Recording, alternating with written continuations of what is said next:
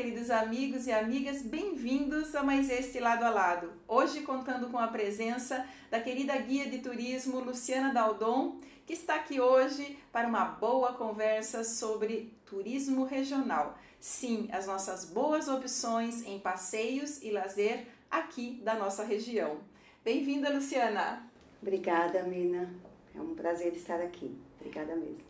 Prazer é meu de recebê-la aqui pela primeira vez no Lado a Lado, né? Ai, que gostoso! Vamos falar de turismo regional, focando hoje um pouco mais em Itu e Salto. Luciana, como é que estão aí os equipamentos de turismo aqui na nossa região com relação aí aos protocolos sanitários? A gente tem que começar falando sobre isso, porque ainda é uma preocupação das pessoas que pensam em passear, em viajar. Olha, Mina, temos recebido muitos grupos aqui, graças a Deus, e todos, tanto Itu quanto Salto, todos os atrativos estão tomando todos os procedimentos necessários, né?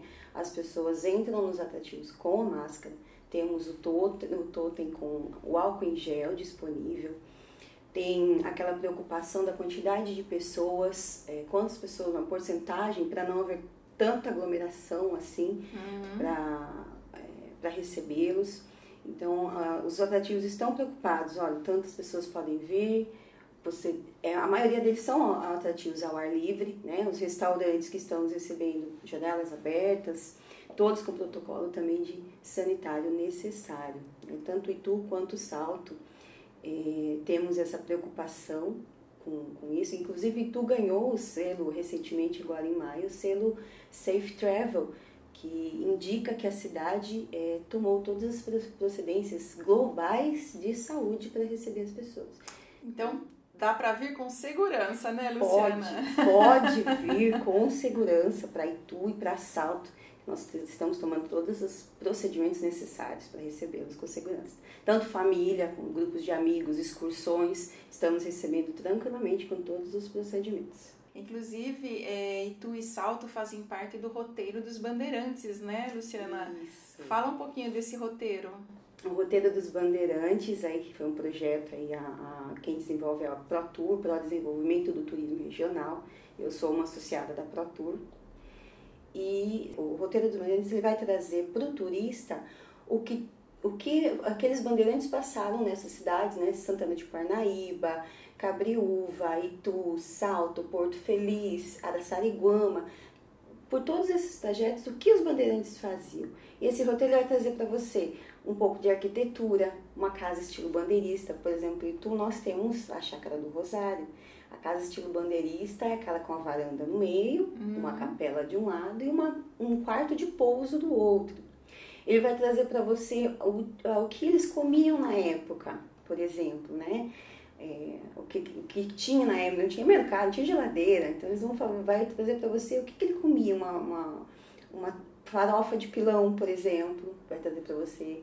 É uma oportunidade de conhecer um pouco da história de São Paulo daquela época, né? Como que os bandeirantes desbravaram aí São Paulo, né? Porque a gente conhece os bandeirantes, aquele bonitinho nos livros de história, com aquele coletinho de couro marronzinho, aquela botinha, mas não era assim. E o bacana do turismo para mim é sinônimo de história, e a ligação, a gente sempre faz aquela pergunta, de onde viemos? O que fazíamos antes, né? Então, conhecer os meus antepassados, ou a região onde eu estou, o que era Itu há 400 anos atrás?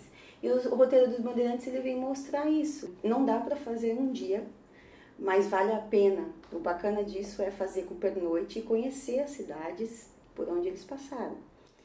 Então, hoje nós vamos focar em Itu e Salto, né, Luciana? Porque não dá para falar de todas as cidades aí desse roteiro. Então, vamos começar por Itu? Sim. Então, vamos lá. Itu é uma cidade de mais de 410 anos, é de 1610. Quem fundou mesmo Itu foi Domingos Fernandes e seu genro Cristóvão Diniz, 2 bandeirantes.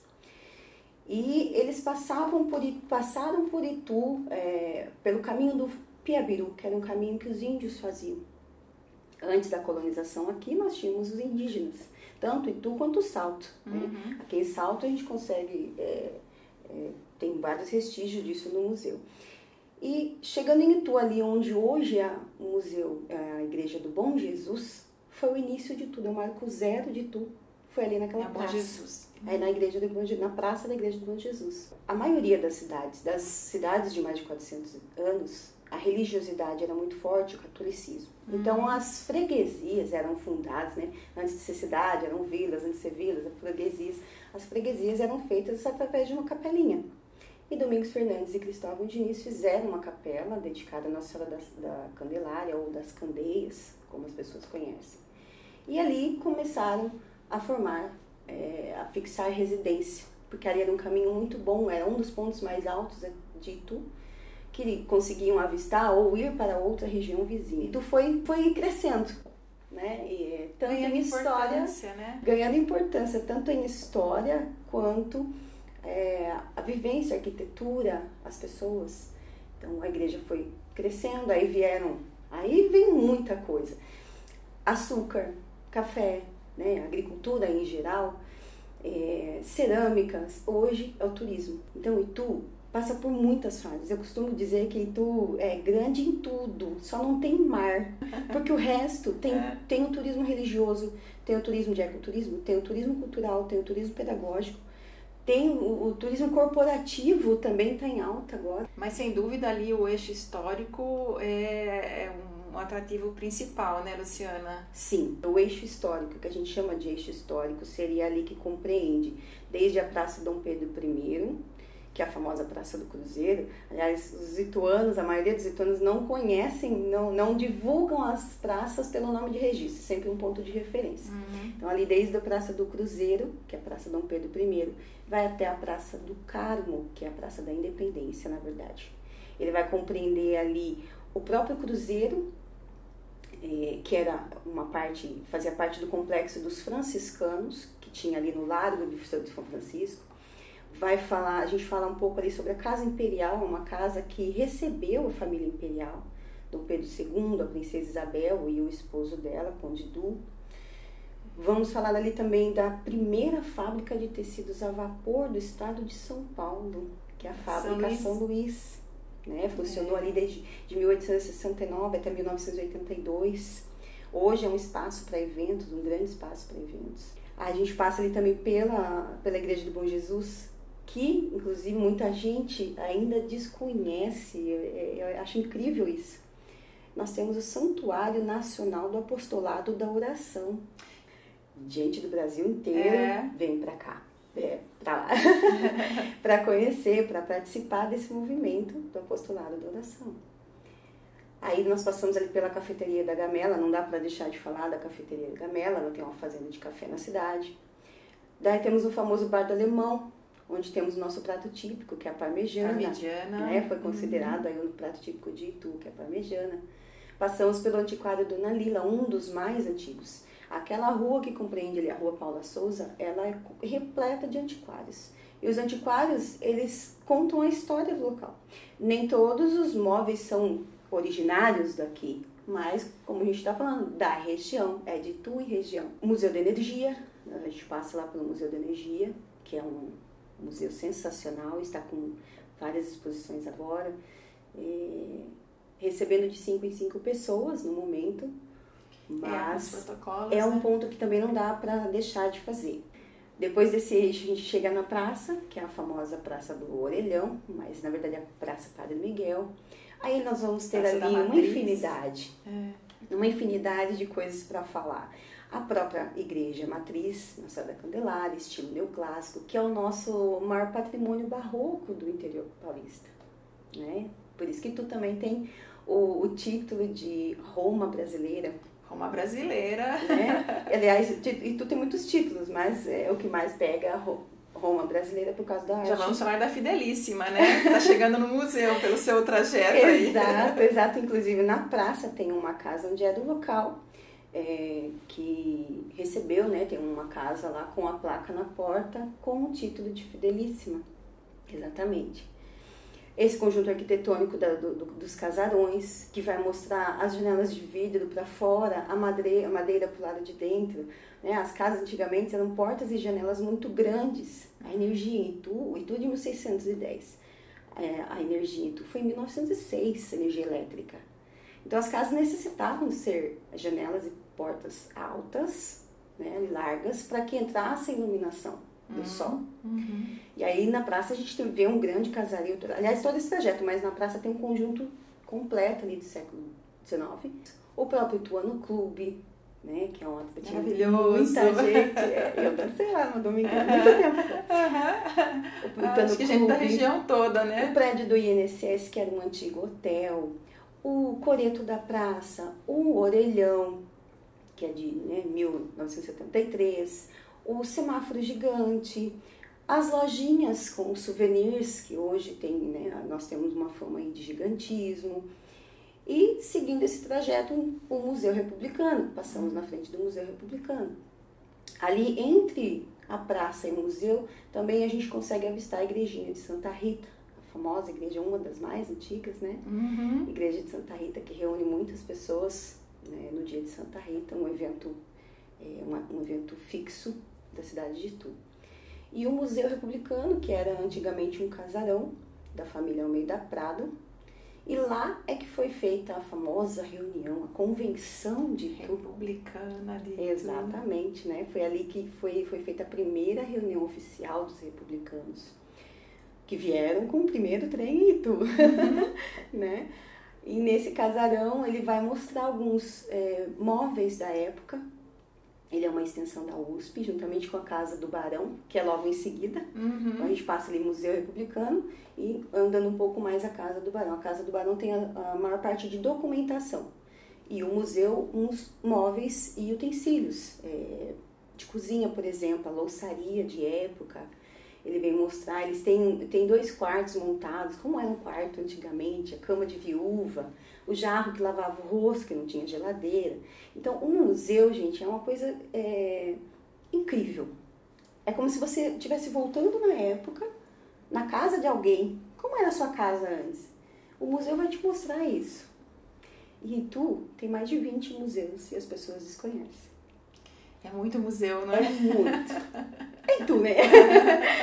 E saindo ali do museu, da Casa do Barão, chegamos ali na Praça da Independência, que é a Igreja do Carmo. Aí a gente fala um conjunto belíssimo também, né? A gente fala um pouco ali dos carmelitas, as palmeiras imperiais, aí nós temos a fonte, ali onde tem também aos domingos a feira de artesanato, dos artesanatos locais de Itu, e um monumento dedicado ao Domingos Fernandes, ao Bandeirante. Então esse eixo histórico não dá para deixar de fazer. Mas você tocou aí na questão do gigantismo, Luciana, que eu sei que causa um pouco de discórdia, né, o gigantismo entre os ituanos. Alguns são contra e alguns são a favor, o turismo do gigantismo. Então eu queria saber de você se em Itu tudo é grande, né, trazido aí pelo Simplício, se ele ainda atrai muitos turistas. Sim, ainda atrai muitos turistas.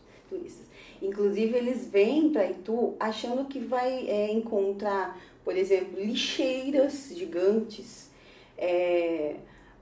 postes de luz maiores do que a cidade deles. Eles vêm com uma expectativa grande também. Eles vêm com uma expectativa de encontrar realmente coisas diferentes, gigantes. Mas quando eu já recebo esses grupos, eu já dou aquela frasezinha de impacto. Não venha para Itu ver o que tem de grande, venha ver a grandeza de Itu. Porque Itu tem essa fama de gigantismo. Ajudou? Ajudou. Muito. Acredito que tudo tem o seu lado positivo, o seu lado negativo. Mas assim como Itu teve várias fases, né? Veio aí os índios, aí os portugueses, colonização, aí vieram imigrantes, aí teve fase do açúcar. Itu tinha mais de 100 engenhos de açúcar. Então, a fase do açúcar foi a fama de Itu. Né? Quer dizer, a fama de Itu foi a fase do açúcar naquela época. Aí vieram o café. Itu tinha muitas fazendas de café, né? Itu e região aqui. Foi o auge dela naquele momento. Depois as cerâmicas, o que tínhamos de cerâmicas, né? Era imenso. Foi a fase. Hoje, o auge é turismo, é o gigantismo. E aí a gente pode dizer do gigantismo em geral, não só da brincadeira de ser tudo grande, mas Itu é grande em muitas coisas. Faz divisa com 9 cidades, né? Ela é gigante aí no receptivo. Ela é grande em vários tipos de turismo. Então, Itu não é só um objeto grande, uma xícara grande. Não, Itu é grande em vários aspectos. Acho que isso faz uma positividade para a cidade, por um lado. E os conservistas que, não temos nada de gigante. Tudo bem que a gente pode focar em outras coisas grandes, e outras grandes coisas, na verdade. E Luciana, você também falou das fazendas, né, do turismo rural. Itu tem muitas fazendas, né? Eu costumo dizer que a zona rural de Itu é gigante em atrativos, gigante em história. As fazendas trazem pra gente também coisas assim de passado. Remete ao passado. Meu avô, minha avó cozinhava no fogão a lenha. Porque meu avô criava galinha. Essa experiência de fazenda em Itu é incrível e tem gente que ainda não consegue entender. O bacana das fazendas de Itu, por exemplo, é a Chácara do Rosário. Recentemente eu fiz um passeio a cavalo lá. Então a gente saiu da Rosário, fomos de cavalo até a fazenda Vassoural, que é uma outra fazenda histórica aqui em Itu. As fazendas, elas trazem como era a vida antiga antes da modernidade, antes da energia, antes da tecnologia. E às vezes tem fazenda que te propicia isso, você pode alimentar os animais. Onde uma criança hoje acha que o leite vem da caixinha, ainda acha o ovo vem daquela caixinha de plástico no supermercado. E aí quando a criança chega na fazenda e olha aquilo, ela fala, isso existe, porque ela vê nos desenhos, né? Você precisa ver a cara que as crianças fazem, é incrível. Fazenda do Rosário, Fazenda Capuava em Itu, a Fazenda Vassoural, a Fazenda das Pedras, são várias fazendas e cada uma com a sua particularidade. Tem a Fazenda do Chocolate. A famosa Fazenda do Chocolate. Tem muita gente que vem aqui e fala, se não for na Fazenda do Chocolate, não foi em Itu. A Fazenda do Chocolate, ela é mais completa ainda, num sentido assim, ela tem tudo num lugar só. Ela tem o cavalo, ela tem os animais, ela tem as aves, os cabritos, tem lhama, tem mini boi, mini vaca, tem os peixes, tem ganso. Né? É uma beleza para a criançada, é uma diversão, um atrativo assim, muito diferente. E além dos animais para as crianças, você vai encontrar na Fazenda do Chocolate muitos atrativos para adultos também. Eles têm uma loja de planta, tem uma loja de tapete. Antigamente as pessoas faziam tapetes, crochetavam, né? Ou pintavam os guardanapos, e lá tem uma lojinha com isso, com bonecas de pano, inclusive. E tu tem esse forte dos ciclistas e dos motoqueiros passando ali pela estrada dos Romeiros, que chega ali na Fazenda do Chocolate.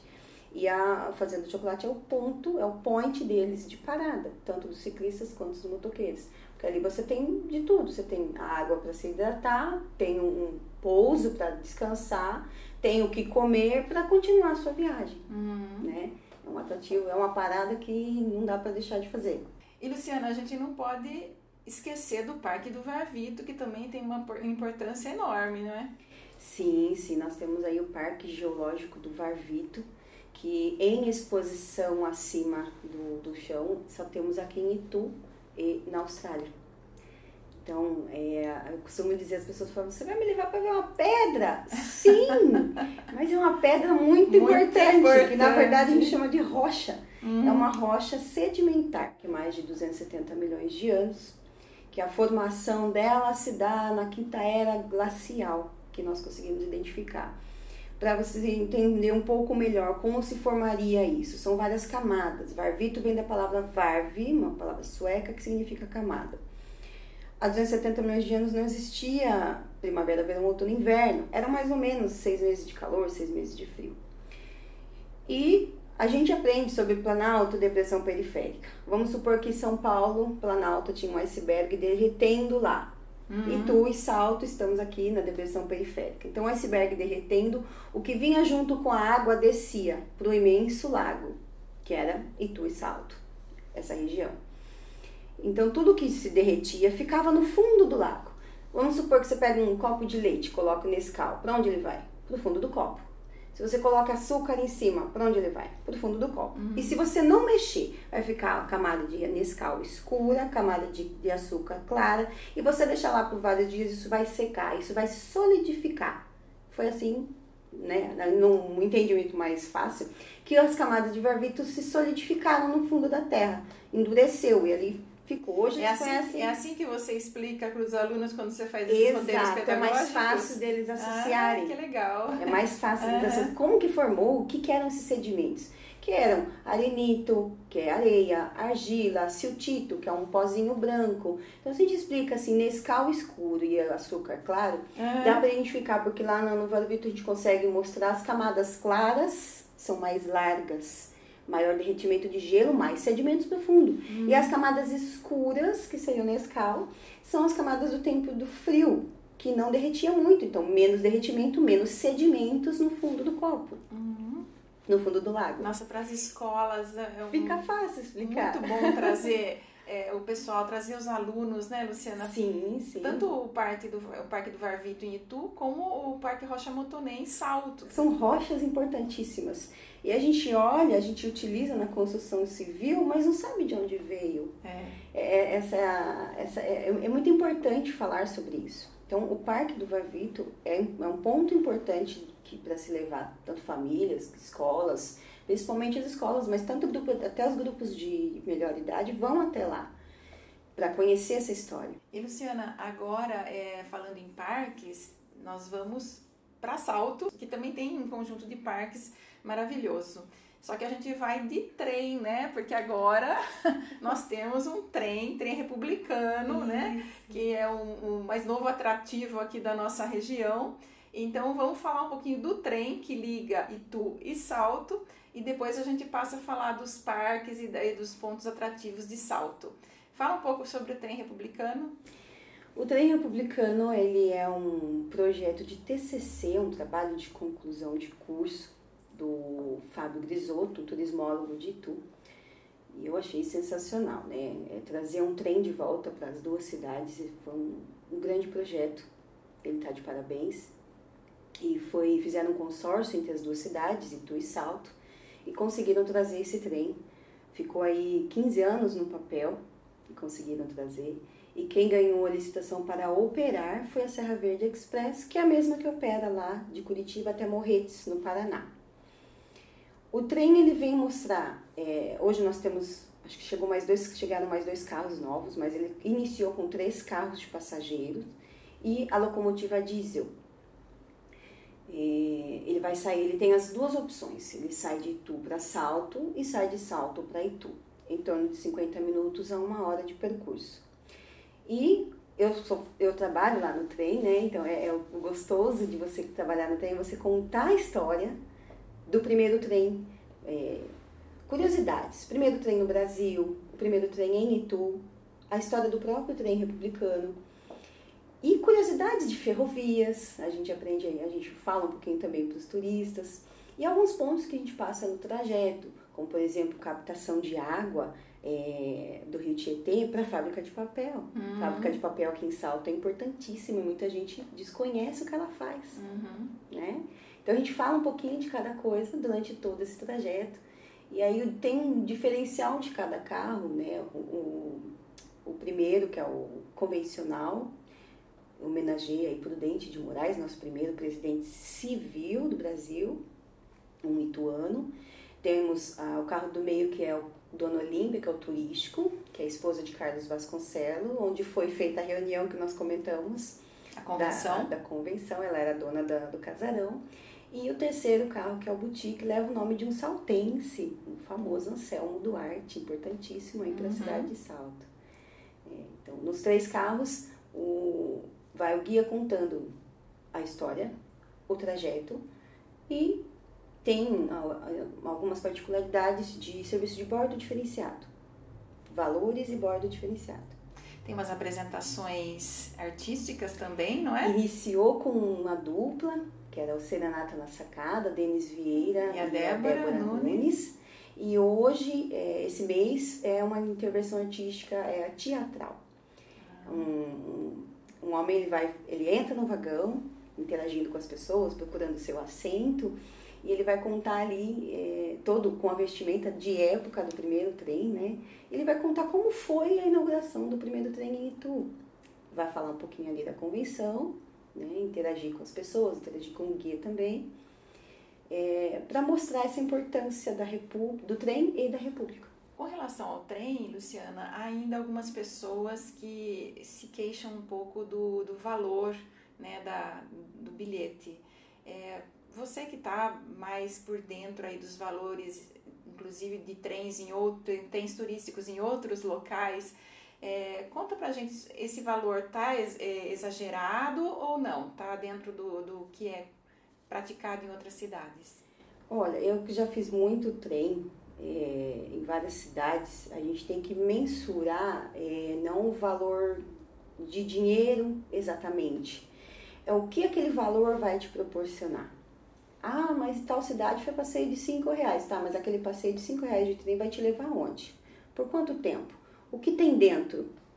Né? Então, o trem republicano, eu acredito que está no valor dentro da média, para todos os bolsos. Tá? Uhum. Para quem é de fora da cidade, para quem é de Itu e Salto, porque ituanos e saltenses têm 50% de desconto no ingresso. E ainda tem gente que não sabe disso. Né? Só procura saber, vai lá no site, viu o preço lá, o mais caro, se eu não me engano, é R$101 no boutique, só de ida. Ah, mas vou pagar 101 para ir, 101 para voltar? Calma. Um saltense ituano, por exemplo, não. Ele vai pagar aí R$50,50, que é a metade. Mas eu quero ir e voltar. Não precisa necessariamente ir no mesmo carro e voltar no mesmo carro. Curta a experiência, exato, curta a experiência de 2 tipos de carro, vá num mais caro e volte num mais em conta, né? Então tem toda essa logística. O preço, ele vai variar sim do que tem dentro do trem, do que está sendo oferecido para o turista. Questão de tempo, questão de funcionário, questão do bordo, tudo isso é envolvido. E o nome trem já é uma particularidade, trem. Hoje em dia não é uma coisa barata. Trem turístico, menos ainda. Mas acredito que as pessoas têm que mensurar, tipo, você não vai fazer esse trem todo dia. É uma vez no mês ou a cada 2, 3 meses para você curtir aquela experiência. Se você vai numa cidade, uma outra cidade turística, está tendo assim, um passeio de barco diferente, R$200, você, uma vez só, você não vai fazer aquele passeio de barco sempre.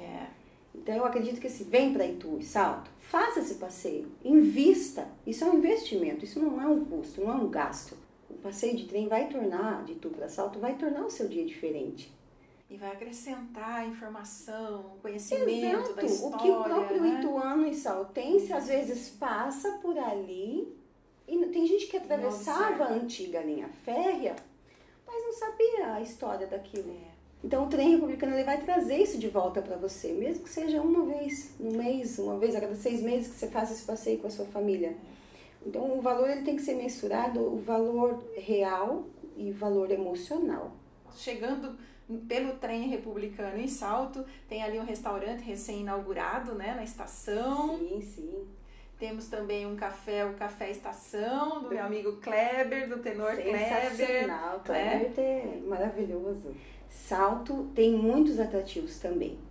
Quando a gente chega com o trem, por exemplo, o grupo já toma um cafezinho ali no Kleber, ou não, às vezes não dá tempo, mas a gente já segue primeiro para Santa.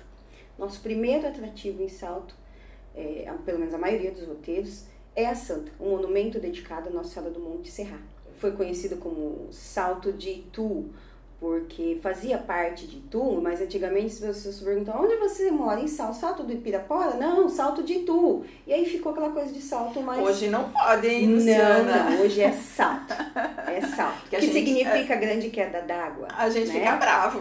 Não, é Salto. 16 de junho de 1698, considerada a data de fundação da cidade, a mesma data de fundação da capela, do sítio Cachoeira, que era de do capitão Antônio Vieira Tavares, sobrinho de Raposo Tavares, junto com Maria Leite, que fundaram aqui a cidade de Salto.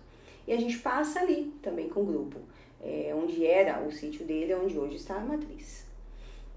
A Santa é o primeiro atrativo, porque é logo do lado da estação de trem, praticamente, né? Mas vai de ônibus aí, né? Vamos de ônibus. É um atrativo que não dá para ir a pé, tem que ir de ônibus, até porque tem o acesso dela é um declive, uma rua em declive, é uma caminhadinha. É uma boa caminhada. Mas é um atrativo que não dá para deixar de ir, né? Mesmo quem não é católico, aconselho ir na Santa. É um monumento dedicado a Nossa Senhora, um dos maiores monumentos dedicados a Nossa Senhora no Brasil. Acho que é o maior do Brasil, né? Dedicado a Nossa Senhora. Estão fazendo em Nazaré uma outra, mas por enquanto o Salto é a maior. Ela tem aí em sua estrutura total 30 metros. A gente costuma brincar que só perde para o Cristo Redentor porque está sentada. Porque está sentada, é verdade. Mas é uma grande verdade, é uma brincadeira verdadeira. Porque se ela tivesse em pé, ela seria maior que o Cristo tem 30 metros, né? Vizinho da Santa temos o Parque de Lavras, né? Exato, foi a usina de Lavras de Salto que fornecia energia para a cidade de Itu, em 1906. E esse Parque de Lavras, ele é importante porque de lá de cima da Santa a gente já consegue enxergar uma parte do rio, atrás da Santa, uma parte do rio Tietê e vários matacões, que são as famosas rochas. As rochas estão sempre presentes. E Salto é muito rica, o famoso granito rosa é aqui de Salto. Assim como o Itu teve a extração de varvito para construção civil, Salto teve a extração do granito para construção civil também. E o Parque de Lavras, ele tem, quando a gente entra nesse parque, ele já tem ali uma coisa muito interessante que é o relógio do sol. O relógio do sol é importantíssimo para a nossa história. Como eles se localizavam no tempo, na lua, o pôr do sol, o nascer do sol, direções. Depois, descendo numa pequena trilha, nós temos à direita um jardim de bromélias. Ali, falar de meio ambiente no Parque de Lavras é sensacional. Do lado esquerdo, nós temos alguns quiosques que dá para fazer piquenique com as crianças. Mais abaixo, nós temos um pequeno museu lá dentro. E na beira do rio, o maquinário antigo da usina, que infelizmente uma enchente deteriorou, parou de funcionar por vários anos, mas ainda está lá um maquinário que dá para tirar grandes ensinamentos dali, tranquilamente. Muito interessante. O Parque de Lavras foi um ponto importante para Salto. E depois que você faz, então, o Monumento à Padroeira e o Parque de Lavras, você vem para o centro da cidade. Pro centro. Aí a gente passa aqui só novamente pela estação de Salto. Passamos ali por uma ponte em cima do rio Jundiaí, o que muita gente é interessante quando a gente fala, ali é uma junção, né? O rio Jundiaí desaguando no rio Tietê. E ali é o bairro da Barra. Ali naquele lugar onde está a ponte, muita gente passa ali pelo escorregador e o trampolim e não sabe o que é. O bacana do turismo é isso, ele vai mostrar para você a importância. Ali havia uma competição de natações. E ali tem o Beco da Memória no bairro da Barra. É uma das principais vilas operárias de Salto, tá ali. Seguindo ali, a gente passa até a Igreja da Matriz. A gente vai contar ali sobre a igreja, a primeira que teve, exato. A Brasital também tem a primeira igreja que já pegou fogo, ali já é uma outra dedicada a ela. O Marco Zero, que são estátuas no centro da praça, com o capitão Antônio Vieira Tavares, Maria Leite, ali é o Marco Zero. Aí na praça mesmo, dentro do ônibus, é feito um tour panorâmico, que o guia vai explicando sobre a importância daquela fábrica, que tiveram vários donos, né? São muitos nomes, mas o que mais pegou foi a Brasital. Falou de Brasital, todo mundo sabe onde é. E essa fábrica foi importante para a cidade, em questão de crescimento econômico, né? E o bacana de mostrar ali são as casinhas iguais, que eram dos funcionários. A parte de cima lá, a da esquina, era um local de suprimento. Do outro lado, onde é o centro de cultura, era onde ficavam as crianças. As mulheres, né? A creche. As mulheres iam lá, amamentavam e voltavam para a fábrica. Aquele portão preto lá embaixo, hoje é CEUNSP, né? Ali Isso, é uma faculdade. Mas antigamente era uma rua. Tem gente que passa por ali e não sabe disso. Acabaram fechando a rua, mas para não deixar os funcionários e moradores sem acesso ao outro lado, fizeram a Ponte Pêncil. Ponte Pêncil. Que é onde a gente passa com o grupo. Então, a gente, por que fizeram a Ponte Pêncil? Porque fecharam a rua. Isso. Então, o gostoso do turismo é isso, os porquês. Uhum. E aí a gente para com o grupo ali, no Complexo da Cachoeira, tem um ponto específico para ônibus. Ali a gente já começa toda a explicação. Por que complexo, né? É um local com vários atrativos, no mesmo ponto. Ali nós temos o Pavilhão das Artes, onde são feitos vários eventos, inclusive um dos maiores eventos de Salto, a encenação da Paixão de Cristo. Ali reúnem muitas pessoas para assistir. Eu já presenciei, é um evento muito bonito de se ver, e aquele Pavilhão das Artes fica lindo a imagem quando Cristo está ressuscitando, por exemplo. Depois do Pavilhão das Artes tem a Praça dos Amores, onde já foi zoológico. Ali já foi zoológico, hoje é a Praça dos Amores.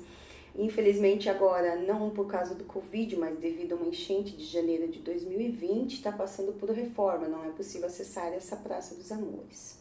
Depois temos ali o Memorial do Rio Tietê, também fechado para reforma por causa da enchente.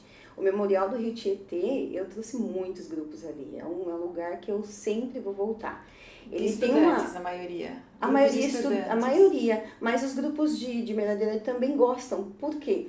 Ali no Memorial ele tem uma janela de vidro, para quem nunca foi, ele tem uma janela de vidro e ele tem todo o desenho do Rio Tietê desde sua nascente até a sua foz, que é de Salesópolis, 20 quilômetros do mar, 22 quilômetros da Serra do Mar, e vai desaguar na Bacia do Paraná. E ele tem o nome de todas as cidades por onde ele passa. São 1.136 quilômetros de extensão. E da janela de vidro é possível ver a cachoeira, que deu nome à cidade de Salto e nome para a cidade de Itu. O Memorial do Rio Tietê é sensacional. São vários painéis explicativos, mas o que me chama muito a atenção é esse painel de vidro. Eles têm uma pequena sala, um cinema lá, que mostra também um vídeo sobre o Rio Tietê. Depois passa pela Ponte Pêncil, foi inaugurada em 1913. Aí, depois disso, tem o Caminho das Esculturas. São esculturas feitas de bronze, todas em estatura da época, né? Então, nós temos ali 6 esculturas que vão representar a evolução da cidade, a criação da cidade. O indígena é o primeiro. Depois temos o bandeirante, depois temos um jesuíta, depois temos o poeta, que vem representar, inclusive, todo mundo que vai lá, que de alguma forma leva foto, a história da cachoeira para outras pessoas. Então, o poeta ou o viajante. Depois temos um pescador, que representa a importância do rio, tanto para a alimentação, para a vida, quanto para a fábrica. E a operária, uma mulher, né, a última no meio das rochas, que vem representar a importância da industrialização. Temos uma ponte recente ali, uma ponte estaiada, que leva até o Parque Ilha da Usina. Isso. A ilha, por exemplo, muita gente não sabe que não existia. Ela foi feita ali para dar vazão à água do rio, né? Parque Ilha da Usina, que é um parque, você vai através de um caminho de madeira. Gente, é incrível como você está em cima você começa o caminho do Parque Ilha da Usina, o barulho do rio tá enorme. Mas quando você começa a fazer a primeira curva, o barulho do rio já some. E ali você vai encontrar vários animais. A oportunidade de contato com a natureza ali, de animais. O último grupo que eu levei, nós vimos um macaquinho. Fez a festa do grupo, né? A gente só não pode alimentar. Ele leva até um quiosque onde tem banheiros, água disponível para os turistas e um quiosque onde vai ter um vídeo explicativo como foi feita aquela ilha. Dali, a gente segue para o almoço. O Montoné, ele está fechado para reforma. O Parque Rocha Montoné, eu queria que você falasse um pouco da importância dele, apesar dele estar agora no momento fechado para reforma, da Rocha Montoné, né? A importância da rocha. A Rocha Montoné, ele é um granito, né, de mais de 600 milhões de anos. A pessoa que encontrou esse tipo de rocha diz que parecia um carneiro deitado. E deu o nome de mouton, que é carneiro. Montonnet, acarneirado. Por isso deu esse nome, porque ele parecia um carneiro deitado. Mas é uma rocha de granito de mais de 600 milhões de anos, uma rocha magmática. O que seria a rocha magmática, né? Seria aquela rocha que se solidificou abaixo da Terra. A larva do vulcão que se solidificou abaixo da Terra. Mas existem vários tipos de granitos, né? Aqui em Salto é o mais conhecido é o rosa. E o diferencial do Montonnet é que os estudos identificaram várias arranhuras em cima dela, ou seja, um iceberg fez essa ranhura. Marcas do degelo, né? Exato, marcas de sedimentos que vieram com o gelo que marcaram essa rocha. E hoje é possível identificar um pedaço, uma parte dela, porque assim como o Varvito foi local de extração ali. As pessoas tiravam muito granito para colocar soleira de porta, pias, né, na construção civil. Além da rocha, eu achei bem interessante eles colocarem vários dinossauros, o que muita gente conhece o parque como Parque dos Dinossauros. Mas o dinossauro só veio complementar a importância do Montonnet. Por causa das eras paleozoica, né? Então eles têm vários tipos de dinossauros que vêm representar as várias épocas, as várias eras que nós passamos. Os dinossauros eles se mexem, faz barulho, é o auge da criançada.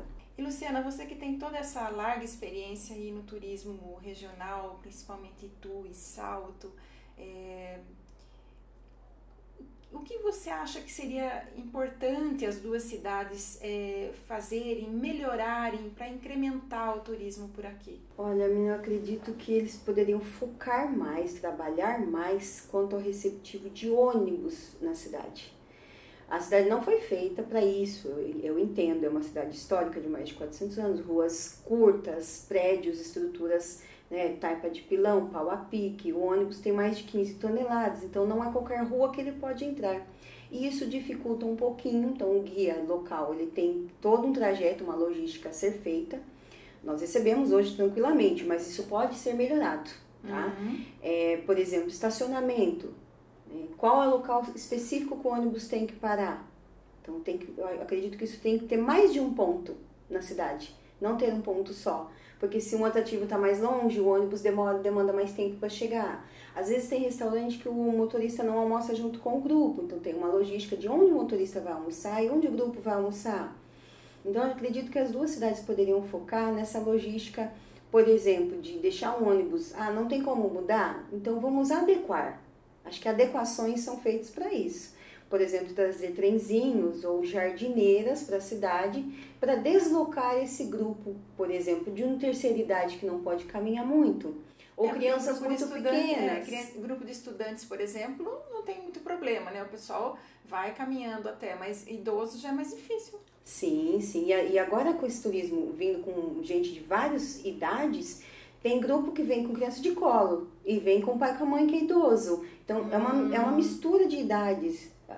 De início a gente conseguia dividir, grupo de menor idade, grupo de pedagógico, que é só criança, petitiquinho. Hoje não, a demanda reprimida do turismo está trazendo gente de várias idades em várias épocas. Sim. E as duas cidades, eu acredito que poderiam melhorar nessa questão de acessibilidade dos ônibus. De parada do ônibus nos atrativos, por exemplo, o acesso, tem muita fazenda que o ônibus não vai. Por conta da estrada de terra? Estrada de terra, né? E o ônibus é um veículo grande. Então tem muitas curvas, subidas e descidas, curvas em que ele não faz, ele é muito extenso. Entendi. Então a gente poderia trabalhar numa forma de acessibilidade de grandes públicos em veículos menores. Eu acredito que jardineiras, trenzinhos facilitariam mais visitações e mais atrativos, né? Por exemplo. Luciana, para quem quiser entrar em contato com a Luciana Daldon, guia de turismo, para vir passear aqui em Itu, em Salto, né, conhecer nosso novo trem republicano, né, quais são os seus contatos?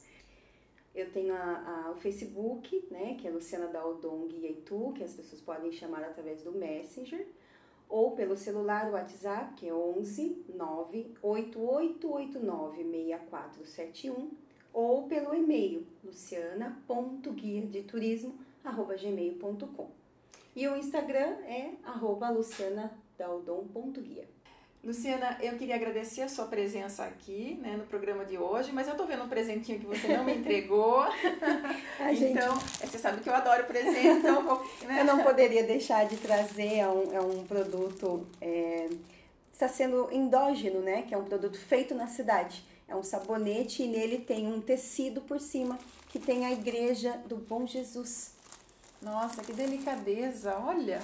Gente, vocês não vão conseguir enxergar daí, mas tem a igreja pintadinha de azul, né? Remetendo aos azulejos, né, exatamente, exatamente. Maravilhoso, muito obrigada. Imagina, uma lembrancinha. Obrigada pela sua presença, né? Que a gente consiga trazer mais e mais turistas para Itu, para Salto e alavancar aí o nosso turismo, né, Luciana? Sim, venham. Itu e Salto tem muitos atrativos, tem muita história para contar e quando vocês vierem, vocês vão querer voltar, porque é muita coisa que um dia não dá para ver. Venham, estamos tomando todas as providências necessárias, vai ser um dia incrível, será um prazer atendê-los. Obrigada, viu, Luciana? Obrigada a você. E obrigada a você que me acompanha aqui pelo YouTube. A sua companhia é sempre muito importante para mim. Beijo no seu coração. A gente se vê na sexta que vem.